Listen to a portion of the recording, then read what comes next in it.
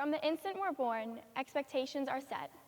Yet all too often, our perfect expectations falter when confronted with obstacles, whether in the form of disappointments or even life-changing events. Life will often take a path that is different from what we expected it to be, but that doesn't stop us from fearing when it does. When we don't have control over the path life takes us on, it's your perspective and response to this adversity that matters. Being resilient is one of the most powerful tools we have. Sometimes, we even purposely break the expectations others have set for us. People inherently have a rebellious side to defy these expectations and make what the others thought impossible, possible. This is a phenomenon that has continued to amaze me and hits especially near to my heart. This is a picture of me and my cousin Charlie. We're about 7 years old here, and there's not much of a difference between us. We're only 2 days apart, but pictures can be deceiving. Fast forward to today, and Charlie and I are both juniors in high school. He's a happy, hilarious high school student going through each day thinking about the same things we do. What outfit he's gonna show off at school today, how'd he do on that test, wondering if he's gonna pass his written driving exam, and most recently, thinking about which colleges he might apply to in the fall. But there's something behind this picture. What it doesn't show is that our paths in life had already begun to diverge. Because when Charlie was 3 years old, he was diagnosed with Duchenne muscular dystrophy, the most fatal genetic disease. To understand what that means, imagine yourself standing at the edge of a cliff, with the other side just beyond your reach. Your one goal in life is to get to the other side safely. It's no problem though, there's a bridge. Just cross over and continue along your journey. But take away this bridge, and suddenly you're stuck, finding yourself unable to continue along any normal path at all. In the context of our bodies, a protein called dystrophin is this bridge. It's what makes us all be able to walk, breathe, and get our hearts pumping, things we don't even think about doing in our day-to-day lives.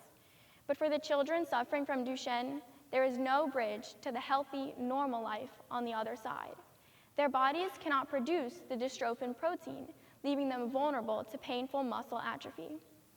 Charlie is only one of about 20,000 boys in America suffering from this disease. It affects all muscular systems in the body, including the heart and lungs. By early teens, most are wheelchair-bound, and by their late 20s, all will succumb to heart or lung failure. This rare disease attacks quickly and demands our attention, affecting young boys most severely due to an X chromosome defect. Duchenne is usually hereditary passed on to all boys in the family, but in 35% of cases, the gene mutates spontaneously with no warning at all, as it did with Charlie. By chance, he got stuck with this disease that pervades every muscle in his body, making each day a challenge. Over 200,000 kids are affected worldwide, and there is 0% chance of survival. So you can only begin to understand the shock my aunt and uncle, 2 Harvard graduates with 3 young kids and big plans for that big, bright future, had in hearing that their perfectly healthy toddler actually had one of the most fatal diseases. So guaranteed an outcome that even the doctors who had diagnosed Charlie said that there was nothing that could be done. No cure, no hope, and 100% fatal. Yet remarkably, they didn't stop and give up. Given a death sentence rather than a diagnosis, my Aunt Tracy and Uncle Benji determined to fight relentlessly to save their son and others like him. So they founded Charlie's Fund, a nonprofit organization aimed at funding the groundbreaking research needed to find a cure. And for the past 14 years, Charlie's Fund has spearheaded huge movements in research and awareness to help save the next generation of boys before it's too late. Thanks to their tireless effort, there is growing optimism for the families and boys affected by Duchenne. With each new discovery, there's a new piece of hope for these boys, giving strength to them when they are at their physical weakest. The fight against Duchenne is not only one against the clock, but it's also been about fighting all the things that get in the way of your efforts. Again, life always seems to take just another turn when things start looking better. In this case, they now had to fight against regulatory agencies like the FDA. Time is not on our side when fighting Duchenne, which is why it was so crucial not to back down even when the FDA delayed approval for a promising treatment called eteplirsen. In 2013, the Race to Yes was founded as a social media-driven campaign advocating for petitions to fast-track this drug to approval, and most importantly, help organize scientists, doctors, and families of children affected by Duchenne to lobby Congress.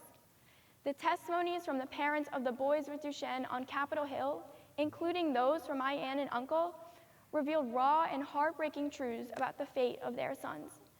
Personally, I was able to meet with Congressman Ted Deutsch while in middle school, explain to him our situation, and he agreed to help me by writing a letter to the commissioner of the FDA. Despite all of these efforts, it ended up taking 3 years for eteplirsen to get approval. Now, Charlie and I really are growing up at the same time, and it's given me a unique perspective of seeing the different parallels between my life and his. While I spend my time not in school at soccer practices and games, Charlie had to go off week after week to hospitals around the country getting scrutinized in clinical trials, while all the while still going to school like any other teenager would and handling the same basic issues we do in growing up and figuring out who we want to be. But it's especially hard to figure out who you want to be when you don't even know if you have a chance to get to that point.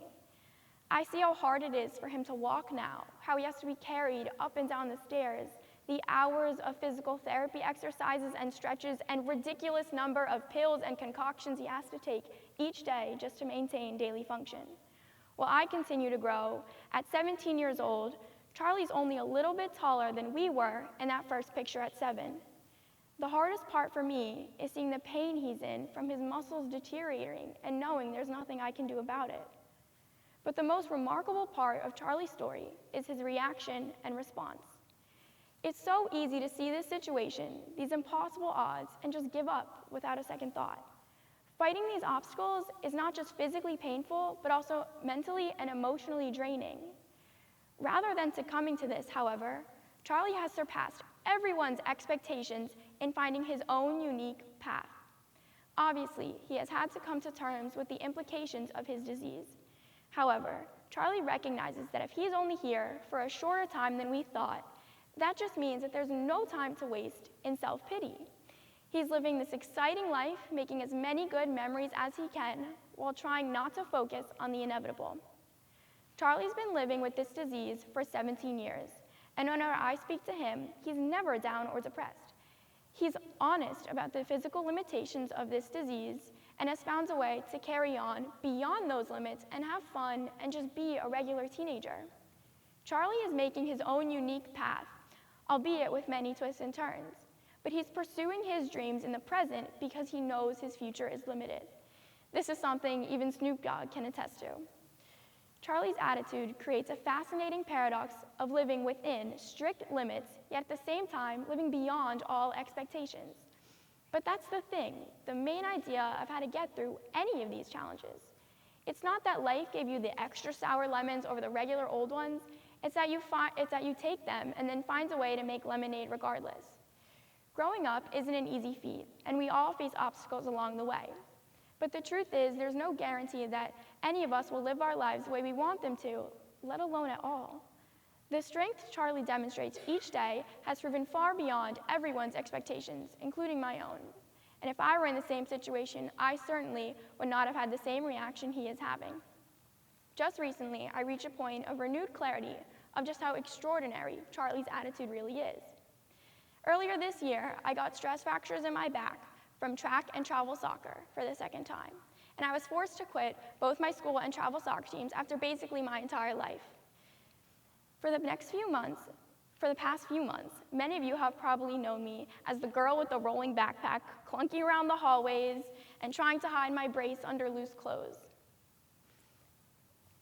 It turns out stress fractures are actually a pretty common injury, but stuck as I was in my own personal bubble, I was devastated to being told I had to stop what I loved most.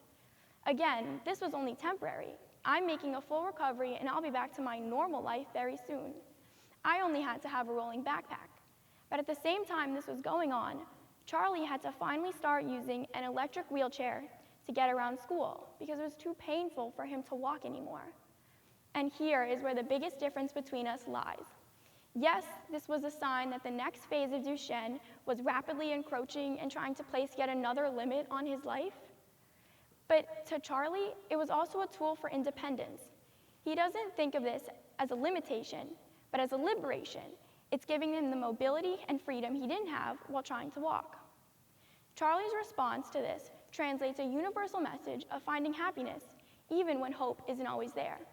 There's not a day that goes by where I don't think about Charlie and what he has to go through on a daily basis.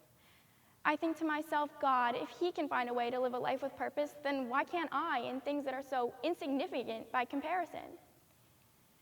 These challenges that we all face are not an end, but rather just a new opportunity, a new chance to make the most of the present.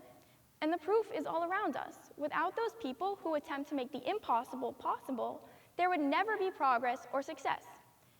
Some might say that the fight against Duchenne muscular dystrophy is not a fight at all because we know the outcome. But this is just another expectation the researchers, the scientists, and Charlie himself must break in order to save his life and the thousands of other boys like him. Be courageous enough that when you are told you can't do something, say that it is not good enough. Make your own path, defying expectations, in order to reach your goals. I hope you take Charlie's story to heart and find a way to look at your life just a little bit differently. Be conscientious in your response to adversity, because that is a deciding factor to break expectations. By taking responsibility of our new realities, we can find a way to make those hurdles in life just a little bit shorter. Thank you.